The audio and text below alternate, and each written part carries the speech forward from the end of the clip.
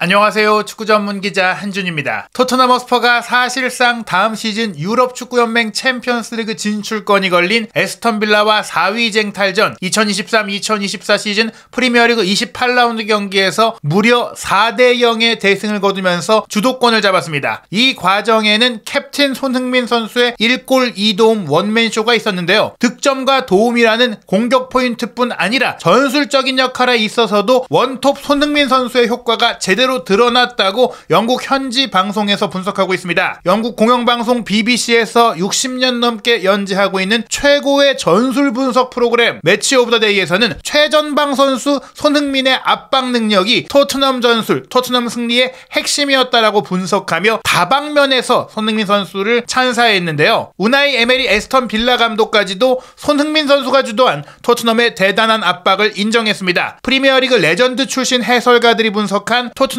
에스턴 빌라의 경기 전술적 쟁점, 그리고 경기 후 양팀 감독 인터뷰 주요 코멘트까지 풀버전으로 해석하고 해설해드리도록 하겠습니다. 영국 매치 오브 더 데이가 에스턴 빌라와 토트넘의 경기를 분석했습니다. 레전드 출신 해설가들이죠. 토트넘에서도 활약했고 풀럼과 리버풀에서 뛰었던 잉글랜드 대표 출신 미드필더 데니 머피, 그리고 월드컵 무대를 누볐던 프리미어리그 레전드 출신 골키퍼 셰이 기분이 출연했는데요. 먼저 매치 오브 더 데이의 진행자가 데니 머피에게 물어봅니다. 메디슨의 인터뷰 이후 이제 전술 분석 포인트가 이어지는데, 메디슨이 경기를 마치고 나서 에스턴 빌라를 날려버렸다 이렇게 자신만만하게 이야기를 했었거든요. 하지만 실제로는 에스턴 빌라도 어느 정도 경기를 잘 통제했던 시간이 있지 않았나요? 라고 이야기를 하게 되는데요. 토트넘이 4대0 대승을 거두긴 했지만 전반전에는 슈팅도 한 번밖에 없었고 유효 슈팅은 아예 없었잖아요. 즉 후반전에만 4골이 나왔으니까 전반전은 에스턴 빌라가 원하는 대로 운영된 게 아닌가, 이렇게도 볼 수 있다라고 생각을 했었는데, 데니 머피는 그렇지 않다, 오히려 전반전 역시 에스턴 빌라의 본래 계획을 토트넘이 제어하고 통제했던 것이다 라고 분석을 한 것입니다. 데니 머피가 이렇게 이야기합니다. 그렇지만 물론 전반전을 그렇게 볼 수도 있겠지만 저에게 있어 개인적으로 most impressive, 가장 인상적이었던 것은 토트넘이 전술적으로 매우 용감하게, 매우 브레이버리하게 경기를 했다라는 것. 즉 토트넘의 경기 접근 방식이 에스턴 빌라보다 훨씬 도전적이었고, 그러한 상황 속에서 대승을 이끌어냈기 때문에 이날 경기의 전술적인 온전한 찬사는 토트넘에만 있어야 한다라고 이야기를 하면서, 토트넘은 정말로 크게 위험을 감수한 전략으로 경기를 했다라며 이날 경기에 칭찬할 팀은 토트넘밖에 없다라고 이야기를 했고, 그 중심에 사진에서 보여지다시피 손흥민 선수 주장의 역할이 있었습니다. 먼저 양팀의 전술적 대형을 데니 머피가 분석해주는데요. 에스턴 빌라는 5-3-2 대용으로 경기를 했어요. 5명의 선수가 뒤로 내려서는 5백으로 경기를 하고, 산미들도 공격보다는 압박에 집중을 했고, 딱 발빠른 투톱만 역습하는 형태의 조금은 실리적인 축구, 소극적인 축구, 대응형 축구를 했습니다. 올 시즌 내내 에스턴 빌라가 이런 축구를 하던 팀이 아닌데 토트넘의 맹렬한 공격과 속도, 그리고 손흥민 선수의 결정력과 공격 창출 능력, 손흥민 선수의 공간 활용 능력을 두려워한 게 아닌가 싶을 정도인데요. 데니 머피도 이렇게 얘기했습니다. 에스턴 빌라가 5명의 선수를 뒤에 배치했고 3명의 미드필더에 투톱을 뒀는데요. 우리 모두 알다시피 에스턴 빌라는 평소에는 이렇게 경기하지 않습니다. 토트넘은 하던 대로 4-3-3으로 경기했죠 라고 이야기를 하면서 포백에 이제 3미들 그리고 3톱 가동을 했잖아요. 포백은 이제 우도기, 반더벤, 로메로, 포로, 3미들은 메디슨, 사르, 비수마, 3톱은 존슨, 손흥민, 쿠루세스키로 구성이 됐었는데요. 자, 이 장면을 보시면 에스턴 빌라가 내려선 채로 뒤에서 공을 돌리는 상황들이 나옵니다. 토트넘이 전방 압박을 하면 그 압박을 단순하게 빠르게 뒷공간으로 연결하는 역습 축구를 하려고 했는데, 데니 머피가 얘기하는 것이 이 장면이 전반전의 한 장면인데 경기 내내 이런 양상이 펼쳐졌습니다. 토트넘의 선수들은 상대 지역으로 전방으로 다 달려들었고, 에스턴 빌라의 백스리에 토트넘의 3톱이 1대1 대응으로 압박을 하고 있습니다. 그리고 양팀 모두 이 지역에 몰려있다 보니까 미드필더의 공간이 없을 정도로 꽉 잠겨있다고 했어요. 빌라는 내려서고 토트넘은 그에 맞춰서 함께 올라가주면서 토트넘은 탐색전을 하지 않고 그대로 맞불을 놨다라는 것이죠. 그리고 3톱 뒤에서 사르가 달려들면서 압박을 하는 장면이 나오는데요. 빠르게 공을 되찾아오기 위해서 토트넘이 전방 압박을 매우 강렬하게 시도하고 있다라고 설명을 합니다. 지금 보시면 3백의 양옆에 이제 에스턴 빌라의 윙백과 3미들이 모두 모여있는 상태, 최전방에 투톱 말고는 좀 간격이 벌려져 있는 에스턴 빌라고, 그 벌려져 있는 간격 속에서도 수비 라인과 미드필더 라인이 조밀한데 거기에 토트넘의 5-6명의 선수들이 다 몰려서 압박을 하고 있어요. 그 압박 속에서 사르가 미드필드 라인에 1차 압박을 가하자 에스턴 빌라 선수들이 백패스를 수비 라인으로 하게 되죠. 센터백이 공을 잡았을 때 손흥민 선수가 보시면 압박을 합니다. 합니다. 손흥민 선수의 압박으로 인해 에스턴 빌라의 수비수가 마르티네스 골키퍼에게 백패스를 하게 되는데, 그 다음에 손흥민 선수가 마르티네스 골키퍼까지 압박을 하니까 마르티네스 골키퍼는 또 다른 센터백에게 패스를 돌리게 되는데, 이 패스를 브레넌 존슨이 또 따라가서 압박하게 됩니다. 결국에 이 압박들을 이 장면에서는 에스턴 빌라가 풀어내게 되는데요. 센터백의 패스가 오른쪽 윙백, 오른쪽 풀백으로 뛴 맷 캐시에게 연결이 됐어요. 그 다음에 전방 압박을 풀어낸 뒤에 공을 줄 곳이 많지 않았던 에스턴 빌라는 전방 투톱에게 롱볼을 연결하려고 합니다. 본인들도 미드필드 라인이 밑으로 내려와 있고 토트넘의 전방 압박도 내려와 있으니까 앞에는 누가 있느냐? 투톱이 최전방에 기다리고 있고, 이 투톱을 토트넘의 두 명의 센터백이 1대1로 막고 있는 장면인데요. 자, 머피가 설명합니다. 여기서 에스턴 빌라가 압박을 빠져나오면 에스턴 빌라의 투톱이 토트넘의 두 센터백과 2대2 상황을 맞이하게 됩니다. 로메로와 반더벤이 레온 베일리와 올리 왓킨스를 2대2로 상대하기로 한 겁니다. 즉 에스턴 빌라도 이걸 원했고 토트넘도 이걸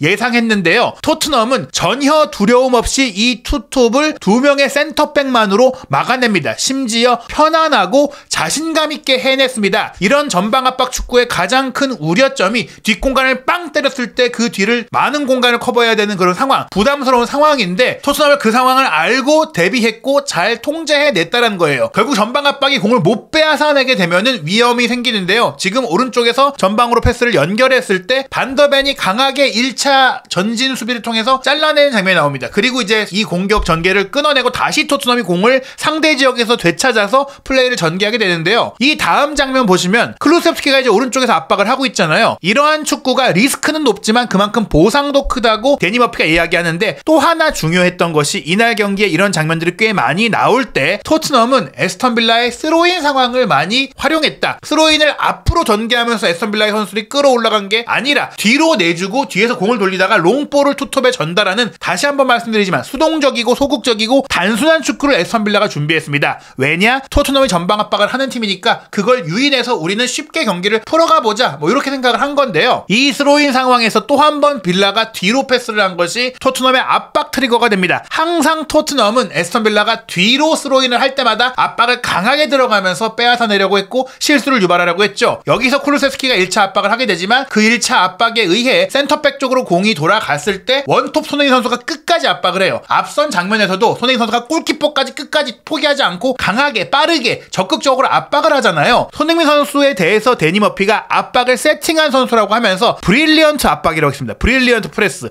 정말 눈부신 압박을 해줬다. 손흥민 선수가 최전방에서 이렇게 끝까지 정말 내가 공을 빼앗겠다라는 생각으로 달려드니까 이 압박이 통하는 겁니다. 사실 최전방 공격수가 센터백이 골키퍼에게도 줄 수 있고 골키퍼가 롱볼을 찰 수 있기 때문에 이 정도까지 압박을 하지 않고 어느 정도만 압박을 하고 본인도 체력을 아끼게 돼요. 전방 공격수가 압박을 너무나 심하게 하면서 체력을 소진하게 되면 정작 득점을 하고 공격 플레이를 만들어야 할 때 지치는 모습들을 보이게 되는데, 손흥민 선수는 그런 거 신경 쓰지 않고 달려들면서도 체력이 유지되면서도 결정력도 유지가 되면서도 경기 운영에 대한 판단력도 떨어지지 않는, 정말 이거는 존재할 수 없는, 의지만으로 되지 않는 천재적인 정말 월드 클래스 플레이라고 할 수 있는 것이죠. 그래서 이 압박에 있어서 손흥민 선수가 최전방에 있는 게 왜 중요하느냐? 손흥민 선수가 아닐 때, 없을 때는 이런 정도의, 이런 강도의 압박이 되지 않으니까 상대에게 조금 더 후방 빌드업의 여유가 생기는 겁니다. 여기서 손흥민 선수가 끝까지 압박을 해주고 그 다음에 왼쪽으로 전개된 공을 존슨이 압박을 해주면서 그 뒤에는 우도기가 또 올라와줘서 상대의 윙백을 압박해줬기 때문에 상대의 패스가 부정확하게 이어질 수밖에 없고 상대가 패스 타이밍이 늦어질 수밖에 없고, 그런 과정 속에 우도기가 압박해왔지만 우도기가 압박하는 선수 쪽으로 오기도 전에 존슨이 공을 끊어내면서 높은 곳에서 공을 되찾아오는 상황이 성공이 된 것입니다. 이 장면도 전방 압박 장면인데요. 데니 머피가 계속해서 토트넘이 논스톱 프레스를 했다, 끊임없이 압박하면서 워크의식, 대단한 윤리의식, 프로의식을 보여줬다라고 했는데요. 토트넘이 계속 그런데 이렇게 할 수 있을까요? 전방 압박이라는 것은 지속성이 떨어진다는 얘기들이 있는데 그렇습니다라고 해요. 토트넘은 지속성이 떨어지지 않고 경기 내내 이런 압박을 해낸다는 겁니다. 물론 이것이 토트넘이 주 1회 경기를 하면서도 꽤 근육 부상자가 나오고 조금은 지친 기색들이 나오는 면일 수도 있겠지만, 그러기 위해서 포스테콜로 감독은 더블 스쿼드를 원하는 것이고 또 건강한 선수들, 체력적으로 뛰어난 선수들을 원하는, 운동 능력이 뛰어난 젊은 선수들을 원하는 것인데, 손흥민 선수는 예외적으로 베테랑임에도 불구하고 중용되고 있다. 왜냐? 30대를 넘어선 선수지만 20대 선수들보다 더 뛰어난 자기관리, 더 뛰어난 몸 상태를 유지하고 있기 때문에 정말 나이를 초월한 활약은 이 손흥민 선수의 프로 정신과 또 하나 몸의 클래스를 클래스를 보여주는 것 같습니다. 이 장면도 메디슨이 전방 압박을 하고 손흥민 선수가 압박을 하면서 결국에는 또 에스턴 빌라가 롱볼을 때리게 되는데, 롱볼을 때릴 때마다 에스턴 빌라는 투톱만 공격하고 그 투톱을 항상 로메로 판더펜 두 센터백이 커버하고 있습니다. 역시나 2대2 상황이 펼쳐진다. 이런 상황이 전반전뿐 아니라 경기 내내 이어졌다라고 했는데요. 이번에도 토트넘 수비 라인은 문제가 없습니다라고 얘기합니다. 센터백이 롱볼을 이제 두 명의 공격수를 향해 때리잖아요. 왓킨스와 베일리 굉장히 빠른 선수들이에요. 그런데 에스턴 빌라는 롱볼밖에 옵션이 없으니까 이미 토트넘 수비 라인은 어떻게 공이 올지 어디로 갈지를 예상하고 또 따라갈 수가 있는 겁니다. 예측 불허의 상황이 안 나오니까 제어할 수 있다는 거예요. 이러한 속도감과 역습이 예측하지 못한 가운데 틀이 흔들렸을 때 갑자기 달려들 때 흔들리는 것인데, 이걸 유발한 거예요. 토트넘은 에스턴 빌라가 이렇게 역습하도록, 이렇게 롱볼 때리도록 유도하고 커버했기 때문에 가능했다. 쉽게 막아낼 수 있었다. 때때로 공이 왓킨스 쪽으로 좀 빠져나간 경우도 있었다. 왓킨스가 골문까지 들어간 경우도 있었지만, 지금처럼 로메로가 약간 실수가 나오면서 공이 튀면서 빠뜨린 상황도 있었지만, 프리미어리그에서 가장 빠른 센터백 반더벤이 편안하게 커버합니다. 결국에는 반더벤이 페널티 박스 안쪽으로 더 빠르게 들어가서 슈팅 내지 패스하기 전에 잘라내잖아요. 시속 37km, 지난 2년 동안 수비수를 넘어서 프리미어리그 전체 선수 중에 최고 속도를 기록한 반더벤의 존재가 이러한 에스턴 빌라의 역습을 충분히 편안하게 제어할 수 있었다. 반더벤의 역할까지, 최전방 손흥민, 최후방 반더벤, 이 두 선수의 개인적인 또 퀄리티가 토트넘의 압박 축구에도 결정적이었다라고 얘기를 했고요. 또 한 번의 이 압박 장면, 이 장면은 거의 이제 마르티네스 골키퍼가 공을 이제 쥐고 있는 상태에서 롱볼을 혼자 때릴 수밖에 없었던, 후방의 센터백이나 미드필드나 윙백에게 공을 줄 수 없도록 전면 압박이 들어가는데, 토트넘이 5대5로 상대의 5백 내지 이제 2명에서 중앙 미드필드까지 전면 압박 6, 7명이 상대적으로 올라가 있잖아요. 우도기와 포로는 상대의 이제 윙백을 커버하고 있고, 또 앞에 있는 3톱과 3미들이 상대의 3백 수비와 2미들을 커버하고 있으니까 줄 데가 없는 거예요. 딱 한 곳 그냥 전방으로 차내야 된다. 왜냐? 근거리에 주면 거기서 뺏겨서 바로 토트넘이 공격할 수 있는 전면 압박이 펼쳐지고 있기 때문에 이 장면도 마르티네스 골키퍼가 롱볼밖에 할 수 없게 만든 것이다. 그런 이후 또 이 롱볼을 가볍게 반더벤이 헤더로 잘라냅니다. 반더벤이 빠르기도 한데 장신이기도 하기 때문에 에스턴 빌라의 이러한 전략은 애초에 준비된 것이기도 하지만 결국에는 본인들의 준비된 전략이 제대로 작동하지 못했다. 토트넘도 전반전에는 많은 공격 기회를 만들지 못했지만 위기도 내주지 않았다라고 데니 머피가 설명을 한 것입니다. 그러다가 후반전 들자마자 이 압박이 통하고 토트넘이 골을 넣게 되는데, 에스턴 빌라도 후반전에는 이대로 경기를 계속 풀어가면 안 되니까 조금 적극적으로 라인을 올린 것도 있고 조금 지치기도 시작했다. 토트넘 선수들이 많이 얘기했죠. 후반전 되면 이날 비도 왔기 때문에 에스턴 빌라가 지치게 될 것이고, 지치면 우리의 압박에 그들은 더욱더 실수가 많이 나올 수밖에 없다. 그러면서 후반전에 4골이 나온 겁니다. 상대가 흔들릴 때까지 토트넘은 흔들리지 않았던 것인데요. 또 한 번 에스턴 빌라의 이 스로인 상황에서의 패스를 압박하면서 트리거가 됐다라고 얘기를 합니다. 토트넘은 상대의 뒤로 들어가는 스로인을 기다렸다가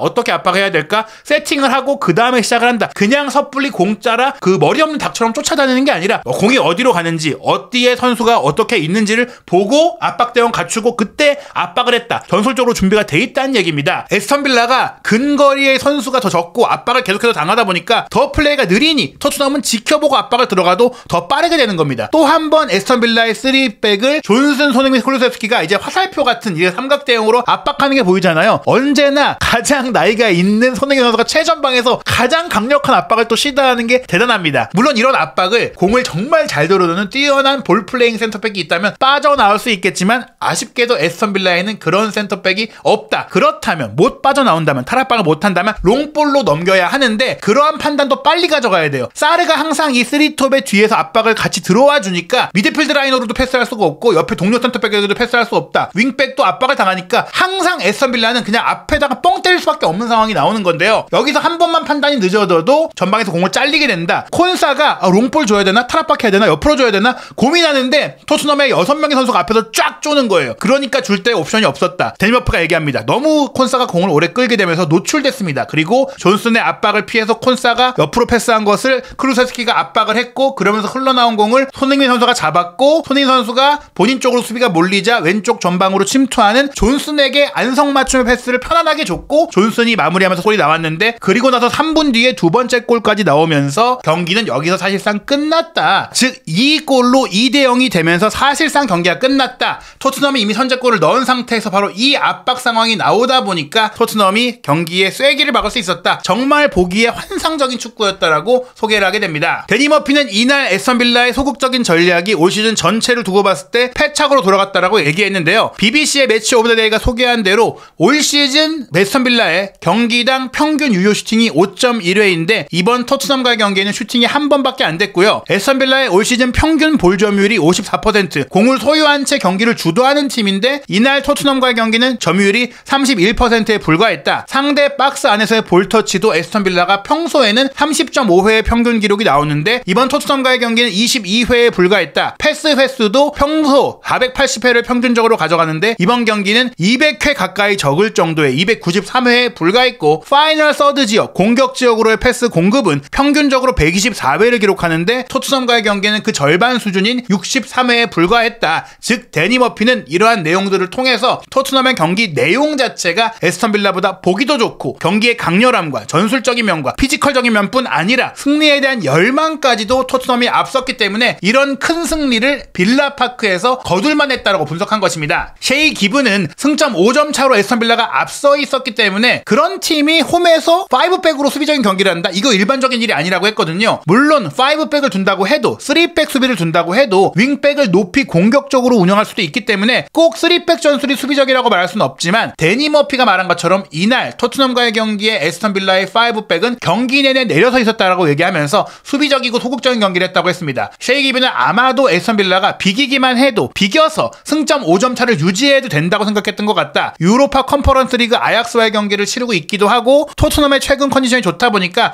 조금 실리적인 운영을 한 것인데 반면에 포스테콜로 감독은 자신의 방식을 밀어붙였다. 셰이 기분 역시 나도 이런 플레이, 토트넘의 플레이를 좋아한다라고 했습니다. 항상 모두가 달려드는 축구인데 빌라는 그렇게 하지 못했다고 지적했습니다. 진행자가 그렇다면 왜 에스턴 빌라가 이번 토트넘과의 경기에 전략을 바꿨을 것 같냐 질문을 하거든요. 토트넘 원정 때는 이렇게 하지 않고 하이라인을 했고 맨시티와의 홈 경기도 그러지 않았는데 왜 유독 이번 경기만 했느냐. 그런데 데니 머피는 후방에서 2대2 상황을 계속 유발했던 상황을 에스턴 빌라도 조금 노림수를 뒀다. 베일리와 와킨스가 이겨냈다면 오히려 이제 에스턴 빌라가 실리적인 전략으로 크게 이길 수도 있다라고 생각을 했을 텐데 로메로와 반더벤이 둘 다 굉장히 빠른데 토트넘의 두 센터백인 로메로와 반더벤이 이런 전술을 가장 잘 대처할 수 있는 선수다. 왜냐? 둘 다 뛰어난 선수이기 때문에, 아주 좋은 선수이기 때문에 피지컬과 속도를 겸비한 국제적인 세계적인 수준의 센터백이 두 명이 있는데 이들이 정상 가동됐기 때문에, 즉 전반기 때 토트넘이 졌을 때는 선수단에 이 부상자가 많았잖아요. 징계로 빠진 선수도 많았고요. 정상적인 토트넘이 아니었기 때문에 진 것이지 최정의 토트넘이 나오니까 이길 수 있었고 에메리의 전략이 통하지 않았다. 에메리는 압박을 유도하고 전환 상태에서 속도를 활용하고자 했는데 토트넘이 그 압박을 너무나 더 생각보다 잘했고 커버도 너무나 잘했다. 즉 토트넘이 공수 모두 너무나 잘했다라고 평가한 겁니다. 다만 이번 경기 판더벤이 정말 잘해줬는데 후반전 초반에 부상을 당했잖아요. 그럼에도 불구하고 상황을 잘 통제하고 용감하게 해낸 것을 어떻게 보느냐라고 얘기를 했는데요. 데니 머피가 드라구신도 충분히 활동성이 좋은 센터백이다라고 기대를 보냈어요. 물론 반더벤 같은 정도의 속도는 없기 때문에 반더벤처럼 할 수는 없겠지만 리버풀의 판다이크의 경우처럼 이런 그 배우 커버가 좋은 수비수가 있다면 충분히 이 전술이 가능하다. 반더벤이 어느 정도 부상인지는 모르겠지만 드라구신으로도 토트넘이 이 전술을 할 수 있을 것이라고 기대를 했는데요. 셰이 기브는 반더벤의 부상이 만약 심각한 상황이다, 장기 결장을 한다면은 토트넘에게는 큰 타격이 될 거라고 우려하기도 했습니다. 프리미어리그 공식 홈페이지는 이미 토트넘과 에스턴 빌라의 경기를 앞두고 왓킨스와 손흥민 선수를 전술적 포인트로 언급하며 소개할 때 손흥민 선수의 이러한 전방 압박 능력을 강조했는데요. 아시안컵 참가로 인해 꽤나 많은 경기에 빠졌음에도 불구하고 554회의 스프린트로 프리미어리그 전체 선수 중에 세 번째로 많은 스프린트를 기록을 했거든요. 이 기록이 에스턴 빌라와의 경기 전에 나온 기록이니까 기록은 더 올라갔을 수 있습니다. 손흥민 선수가 정말 프리미어리그 최고의 압박 원톱이다. 심지어 원톱으로 뛰지 않은 경기들도 꽤 있었으니까 치명적인 마무리 능력에 전방 압박 노동력까지 뛰어난 손흥민 선수의 특별한 그 가치를 설명한 것이고요. 우나이 에메리 감독도 경기를 마치고 나서 상대가 수비를 잘했다, 우리가 경기를 지배하지 못했다, 결정력도 우리가 안 좋았다, 패배를 받아들여야 한다라고 이야기하면서 우리가 게다가 감정까지 통제하지 못해서 레드카드까지 나왔다고 인정을 했습니다. 상대의 수비, 즉 토트넘의 압박이 너무나 강력했다라고 인정한 것이고요. 포스테콜로 감독도 경기를 마치고 나서 우리는 압박을 통해서 템포를 유지했고 100분 동안 강도와 템포를 유지했다. 이렇게 되면 상대는 우리를 멈출 수 없을 것이다 라고 이야기하면서 압박의 중요성, 즉 손흥민 선수를 필두로 한 압박 전술의 중요성을 강조한 것입니다. 손흥민 선수가 이렇게 이타적인 역할만 하는 게 아니라는 게 더 대단하죠. 에스턴 빌라의 경기에 1골 2도움으로 올 시즌 리그 14호 골, 득점 공동 4위, 홀란과의 골 차이를 4골로 줄였고요. 도움도 8개, 도움 공동 6위, 현재 도움 공동 선두 선수들이 도움 10개를 기록하고 있으니까 2개밖에 차이가 안 납니다. 득점왕과 도움왕을 모두 누릴 수 있는 엄청난 페이스인데요. 과연 다음 경기도 득점이 이어질 수 있을까요? 3월 17일 일요일 새벽 2시 30분 풀럼과 프리미어리그 29라운드 원정 경기, 손흥민 선수가 또 한 번 득점과 도움 압박으로 토트넘의 연승을 이끌 수 있을지 많은 기대가 모이고 있습니다. 그리고 풀럼전 이후에는 대표팀 소집이 이어지는데요. 대표팀 명단도 발표가 됐습니다. 손흥민 선수 주장으로서 당연히 이름을 올린 태국과의 2026 북중미 월드컵 아시아 2차 예선 3차전은 3월 21일 목요일 저녁 8시 서울 월드컵 경기장에서 열리고요. 이어서 태국 원정까지 진행되고 그 뒤에 손흥민 선수는 다시 토트넘으로 돌아가게 됩니다. 손흥민 선수의 모든 소식, 한국 축구의 최신 이슈와 해외 축구의 빅 이슈, 한준TV에서 구독, 좋아요, 알림 설정을 통해 빠르게 올라오는 진짜 소식들, 새로운 소식들 놓치지 않으시기 바랍니다.